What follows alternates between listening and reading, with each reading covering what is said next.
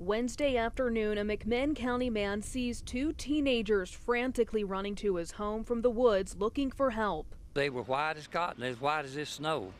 They were scared to death. They were in shock, and both of them were bleeding. The neighbor doesn't want to be identified. He told us off camera the children told him their father had shot them and then himself. They asked me to take them to the hospital, said they'd been shot. So I got them in the car and I took them to the hospital fast. Their father was Stanley Stryker, a man caught in the middle of his wife's tragic murder 14 years ago. In May of 2000, Patty Stryker was found murdered at the family's winery in Athens, and her killer was never found, although many family members and people in the community suspected Stanley. Sheriff Joe Guy says Wednesday's shooting happened in the same place Patty was killed, the family's old winery. For some reason, opened fire on his own children, and they were injured and they were able to get away, and then Mr. Stryker apparently took his own life.